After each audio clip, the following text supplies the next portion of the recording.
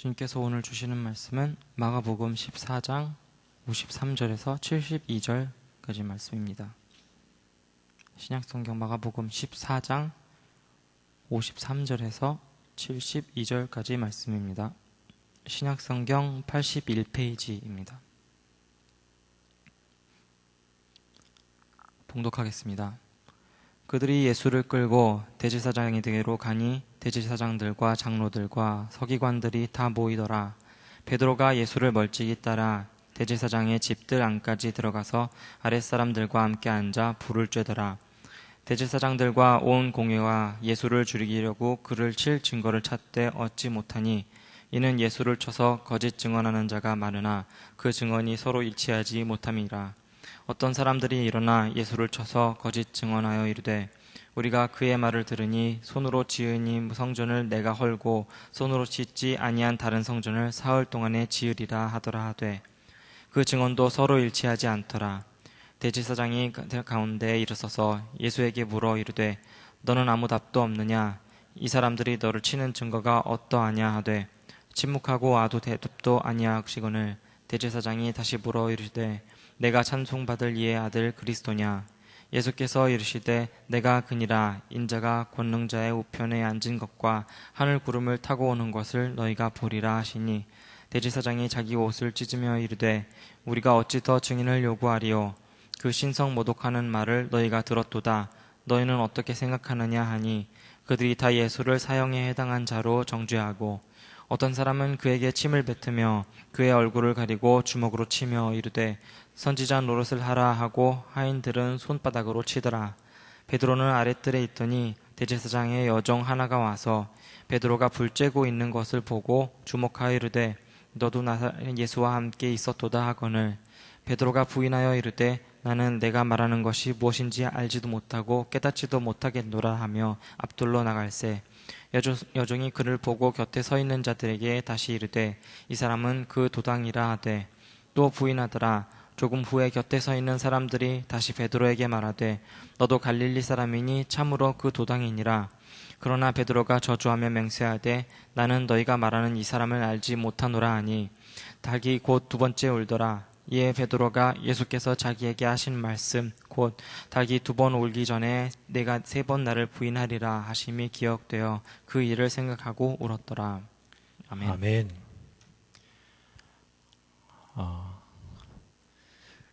오늘 3부 예배에 오신 여러분들을 환영합니다. 저는 예배 드릴 때마다 예배가 하나님 앞에 참 순결해야 된다 이렇게 생각을 하는 쪽이고 그 하나님 앞에 참된 예배를 드린 그 예배 한 번이 사람의 일생을 변화시킬 수도 있다라고 생각하는 편입니다. 저에게 있어서도 예배가 인생의 전환점이 된 때가 있는데 여러분들에게 몇 번 말씀을 드렸지만 제가 예수전도단 DTS를 하러 가서 드렸던 그 첫 번째 예배 시간이 저에게는 큰 깨달음의 시간이 됐고 제 인생에 있어서 하나의 그 변화가 되는 시점이었어요. 제가 신학을 하고 사역자가 돼서 전도사부터 부목사까지 한 7, 8년을 사역을 하고 그동안 제가 얼마나 예배를 많이 드렸겠습니까? 수도 없이 예배를 드렸죠. 일주일에도 새벽 예배서부터 수요 예배, 금요 철야 예배, 또 주일날에도 1부 예배, 2부 예배, 3부 예배, 4부 예배, 저녁 예배까지 드렸으니까 저처럼 예배를 많이 드린 사람이 없을 거예요. 그런데 예수전도단 가서 훈련 받으려고 그날 그 아침 청년들이 가득한 그 예배당에 저처럼 나이 든 사람은 참 드문 그곳에 제가 서서 예배를 드리는 순간 제게 깨달아진 것이 예배를 내가 한 7, 8년 만에 처음 드리는구나 하는 것을 깨닫게 됐어요. 저는 언제나 예배 인도자였지 예배자는 아니었던 거죠. 그 순간 제 안에 높이 쌓아져 왔던 내가 참 수고했고 내가 정말 하나님 앞에 정말 예배 많이 드렸다고 했던 그 헛된 공로가 주님 앞에 드리는 그 예배 시간에 다 무너지는 것을 경험했고 내가 오늘 이 예배를 기억하고 이 예배의 마음을 갖지 않으면 사꾼 목회자가 되겠구나라고 하는 것을 직감했어요. 그리고 여지껏 내가 그 사꾼 목자의 그 경계선에 서서 이쪽에 한 발 저쪽에 한 발을 딛고 어디로 갈까를 재고 있었구나라고 하는 생각을 하게 됐고, 그래서 그 순간의 그 느낌과 결단을 잊어버리지 않기 위해서 하나님 앞에 예배하는 그 순간마다 최선을 다하려고 마음을 먹고 있습니다. 오늘 주일 예배 사실은 일부부터 드린 친구들도 있습니다. 저도 일부부터 드렸지만 저는 그 중에서도 3부 예배를 가장 사랑합니다.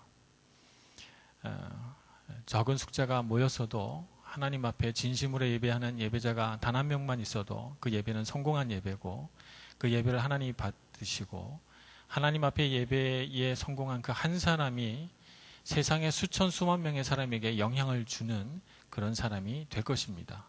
그러니 여러분 예배에 최선을 다하시고 예배 가운데 정말 하나님 아버지와 함께하는 그 임재를 누리시는 여러분들 되시기를 축복합니다.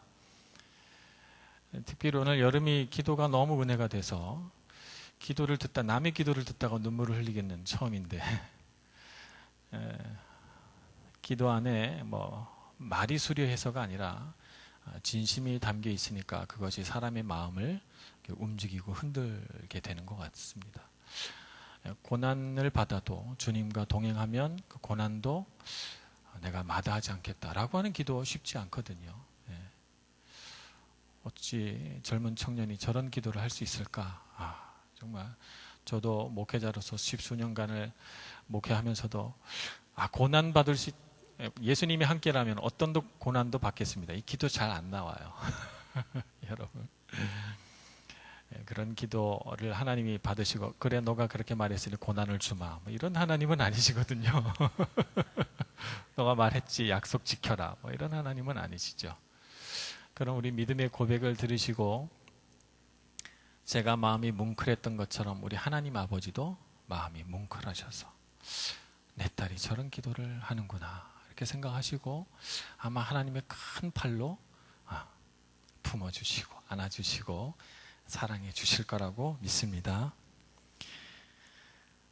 예수님이 잡히셔서 오늘 그 산헤드린 공회에 서게 되십니다. 이 상황이 좀 복잡합니다. 왜냐하면 이 산헤드린 공회는 보통 밤에 열리지 않기 때문입니다. 산헤드린 공회에 여러 사람이 소속돼 있습니다.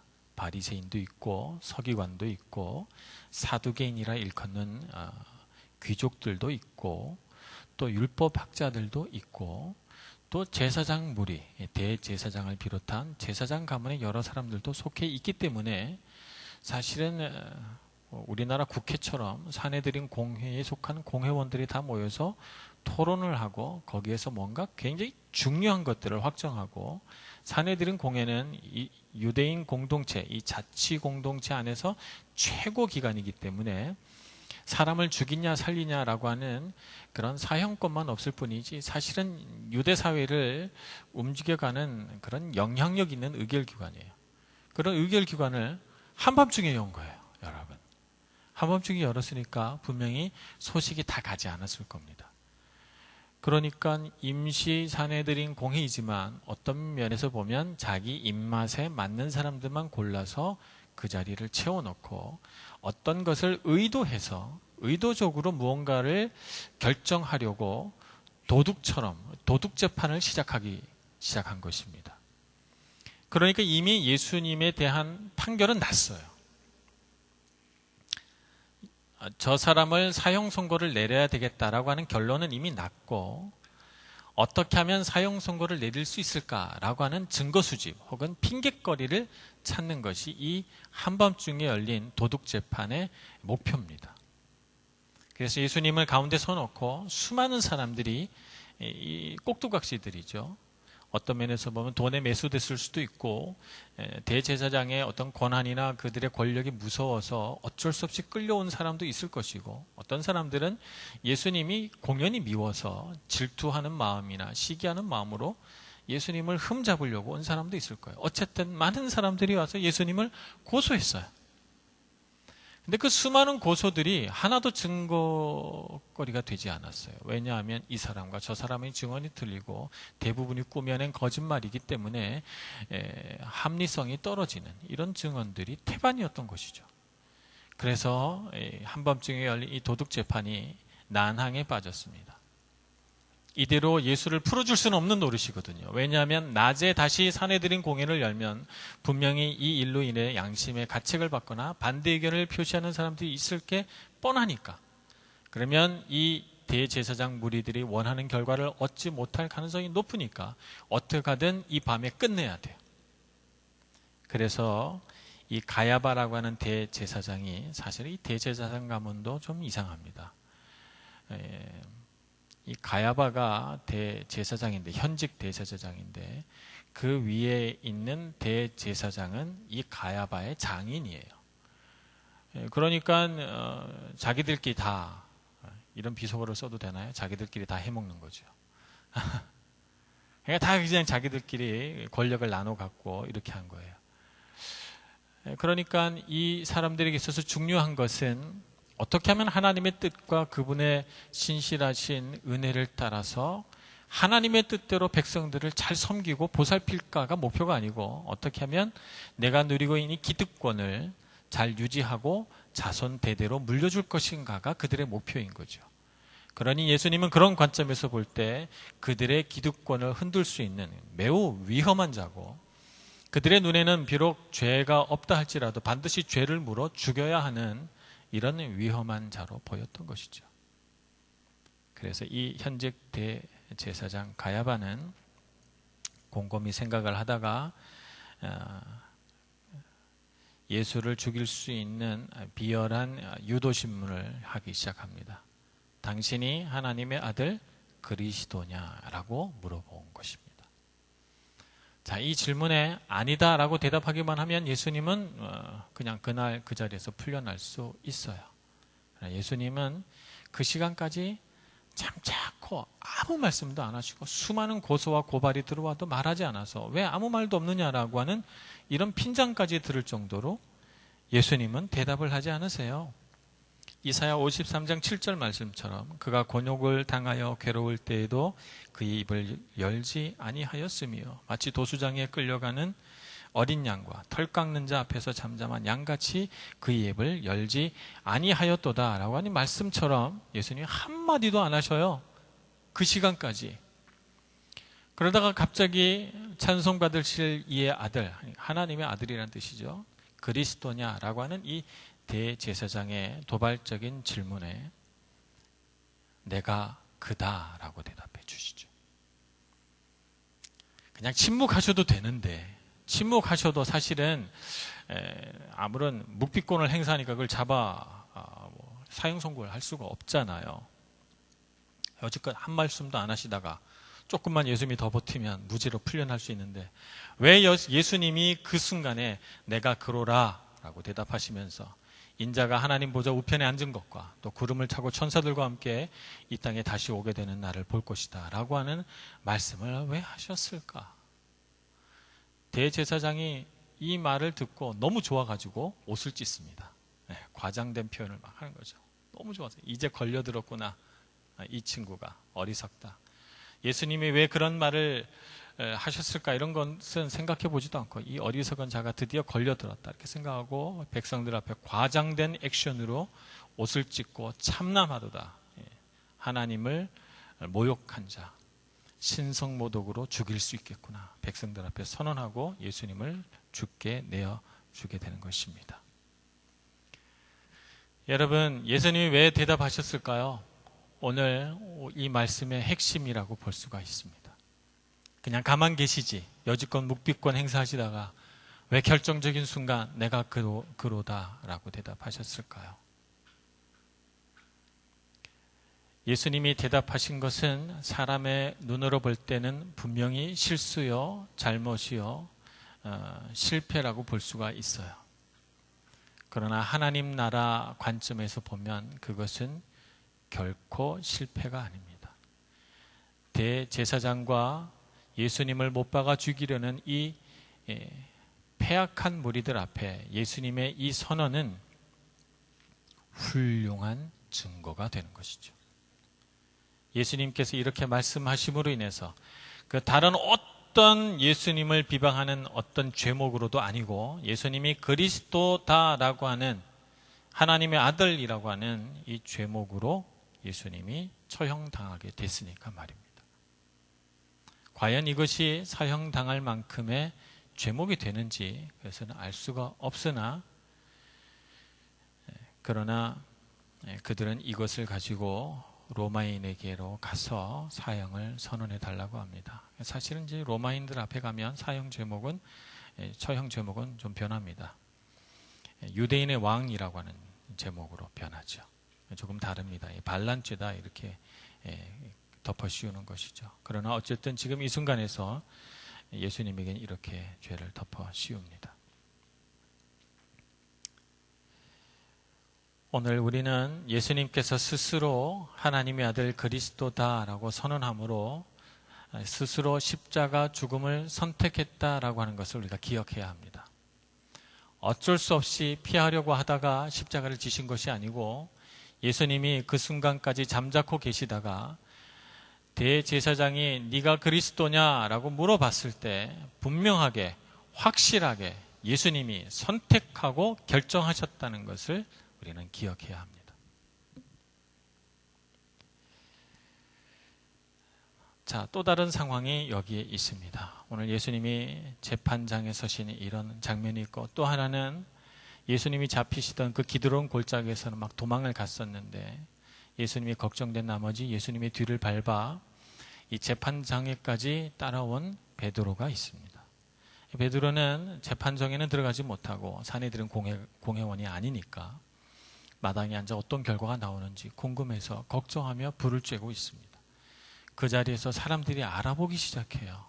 왜냐하면 예수님의 수제자요 항상 그를 보필하고 어디든지 다녔던 사람이니까 그의 낯을 아는 사람들이 있었던 것이죠. 그러고 보니 그 자리에서 베드로를 알아본 사람들도 다 예수님께서 말씀을 전하시거나 병자를 고치시거나 기적을 행할 때 그 자리에 있어 본 사람들이네요. 그러니 베드로를 알아봤겠죠. 이 사람들이 왜 다 한결같이 예수님을 향해 등을 돌렸을까요? 그리고 예수님의 제자인 베드로조차도 그 순간 등을 돌리게 됐을까요? 우리가 인생을 살아가면서 항상 여러분들이 처세술을 배울 때 여러분들이 꼭 명심해야 되는 것이 대세를 따라라 하는 거죠. 대세를 따라라. 여러분들이 거역하기가 굉장히 힘든 우리 인생의 법칙이고 여러분이 처세술을 배울 때 처세술의 제1장에 등장하는 것이 대세를 따라라는 것입니다. 참 그것을 거역하고 가기가 쉽지 않아요. 대세를 따라가는 것. 그래서 여기 있는 이 마당에 있는 이 사람들은 대세를 따라가고 있는 거예요. 예수님은 힘이 없고 권력을 지니는 대제사장 무리니까 대세를 따라가고 대세를 따라가다 보면 내가 결백하다는 것을 증명하기 위해 무엇이 필요합니까? 희생양이 필요하죠. 지금 베드로를 알아본 이 여인들과 하인들과 그 자리에 있던 사람들도 다 예수님이 대세일 때는 그 자리에 앉아서 말씀을 듣고 감동받은 척하고 저분이 그리스도 아닐까라고 생각했던 사람들이었거든요. 대세가 바뀐 거예요. 어떻게 돼요? 우리 인생의 가장 확실한 처세술, 대세를 따라 자기의 입장을 바꾼 것이죠. 자, 이렇습니다. 이런 상황에서 그 사람들은 그렇고 베드로는 31절에 그가 고백하기를 내가 죽을지언정 예수님의 곁을 떠나지 않겠다고 예수님을 부인하지 않겠다고 맹세한 사람이 베드로예요. 사실 그때 그 마음은 거짓은 아니었어요. 그런데 정말 죽음을 선택할 것이냐 예수님을 따를 것이냐 이 기로에 섰을 때 베드로는 어떻게 됐어요? 예수님이 말씀하신 대로 대세를 따라가는 사람이 됐습니다. 이것이 우리의 사람의 본성이고 또 우리의 죄성입니다. 이것을 우리가 알아야 해요. 그래서 우리는 항상 하나님을 믿는 믿음의 길에서 나는 흔들림이 없어. 나는 어떤 상황이 와도 예수님을 부인하지 않고 그분의 뒤를 따를 거야 했는데, 이상하게 정말 그런 것을 딱 직면해서 선택하고 결정해야 할 순간이 오면 나는 슬그머니 꽁무니를 뺍니다. 그리고 또 내가 다시 편안하게 신앙생활을 할 때가 되면 저는 언제든지 주님을 따를 것입니다, 이렇게 말하면서 예전에 그러지 못했던 생각에 뒤통수를 치기 때문에 이렇게 나는 왜 이럴까 하는 고민에 빠지게 되는 것이죠. 예수님께서 베드로의 이런 상황에 대해서 미리 얘기를 하셨거든요. 이렇게 미리 얘기하시고 너가 닭 울기 전에 반드시 나를 3번 부인하리라 말씀하신 예수님의 말씀은 다시는 이와 같은 상황에서 예수님을 부인하지 않도록 이끄시는 예수님의 어떤 베드로를 향한 어떤 쐐기죠. 믿음의 쐐기를 그 자리에 딱 갖다 박는 것이죠. 너는 이 지점에서는 절대 뒤돌아서지 말거라 라고 하는 쐐기죠. 그래서 사람에게는 믿음의 길을 걸어갈 때 믿음의 실패가 꼭 필요합니다. 가슴을 치는 믿음의 실패가 꼭 한 번은 있어야 그 지점에서 뒤돌아서지 않고 하나님을 향해 돌아서게 되는 그런 일이 일어나죠. 저에게 있어서 예수전도단에 가서 예배를 드리던 그 순간에 느꼈던 그 마음처럼 말입니다. 잘 믿는다고 생각했고 예배 많이 드렸다고 생각했는데 한 8년 만에 처음 예배 드리는 것을 깨닫게 됐을 때 그 느낌 말이죠. 여러분 믿음의 길을 걸어가다가 실패하고 내 믿음이 왜 이것밖에 안 되지? 이런 생각에서 여러분을 과소평가하면 안 됩니다. 여러분 그렇게 돼서는 안 돼요. 많은 청년들이 한국에서 신앙생활 잘 하다가 이렇게 유학 나와가지고 잘 못하게 되는 경우들을 봐요. 그러니까 왜 그럴까 의아하게 생각을 합니다. 믿음의 길을 걸어가다가 이제 유학 나오니까 정말 홀로서기를 해요. 믿음 생활도 이제 홀로서기가 된 거예요. 여기서는 교회 가는 것도 내가 결정해서 일어나서 가야 되고, 그리고 내가 어느 정도 교회 가서 신앙생활을 할 것이냐, 그냥 예배만 드릴 것이냐, 아니면 성가대 정도까지만 할 것이냐, 아니면은 조금 더 많이 할 것이냐, 주일 예배만 드릴 것이냐, 수요 예배도 가끔씩 나갈 것이냐, 아니면 수요 예배와 주일 예배를 다 나갈 것이냐, 뭐 이런 것들을 다 누가 결정해요? 내가 결정해요. 그러니까 그때부터 나의 마음속에 있는 진정한 신앙이 다 보여지는 거죠. 그래서 한국에서는 부모님도 있고 주변에 보는 눈도 있고 나에 대한 그동안 내가 쭉 쌓았던 평가도 있으니까 거기에 떠밀려서 내 믿음과는 별로 상관없이 믿음 생활 잘하는 것처럼 보이다가 여기 와서 내가 스스로 결정해서 신앙생활을 하려고 하니까 이제 그냥 다 드러나는 것입니다. 여러분, 바로 이 지점이 우리가 뒤돌아서지 말아야 할 지점이에요. 내 모든 것들이 다 보여지는 이 지점에서 여러분 예수 그리스도를 만나시기를 바랍니다. 피해갈 수도 있었는데, 돌아서실 수도 있었는데, 한번 꾹 참고 대답 한번 안 하면 그만인 바로 그 지점에서 예수님은 내가 그로다 라고 선언하셨고, 내가 하나님 보좌 우편에 앉은 것과 천군 천사의 나팔 속에 구름을 타고 내가 오는 것을 너희가 보리라 라고 선언하셨던 예수님의 이 담대한 선언을 여러분 기억하셔야 합니다. 그래서 여러분 떨리는 마음으로 그 예수님이 그 결정을 하고 나가셨을 때 그 예수님의 뜨거운 심장을 기억하고 여러분들이 인생을 살아갈 때 그 심장으로 인생을 살아가야 하는 것입니다. 그렇게 되려면 예수님과의 인격적인 관계를 빼놓고는 생각할 수가 없어요. 예수님과 인격적인 관계를 내가 매일 맺어가지 않고는 안 되는 것이죠. 베드로에게 희망이 있다면 그는 아직 예수님과의 인격적인 관계 안에 있다는 것입니다. 그래서 그가 비록 실패했지만 그러나 예수님이 그를 얼마나 사랑하셨고 그가 얼마나 예수님을 사랑했는가가 그의 마음에 가슴을 울리고 그의 눈에 눈물을 흘리게 하는 그런 회개가 되고 감동이 됩니다. 그래서 그는 마침내 하나님 나라의 놀라운 일들을 이 지상 가운데 펼쳐내는 사도가 됐지요. 오늘 우리도 예수님과의 그 인격적인 교제 가운데 있어야 합니다. 그 교제 가운데 있으려면 참으로 예배가 중요합니다. 예배가 중요하고 예배에 여러분의 마음을 다 드려야 하고 또 여러분의 삶 가운데 기도가 끊어지지 말아야 합니다.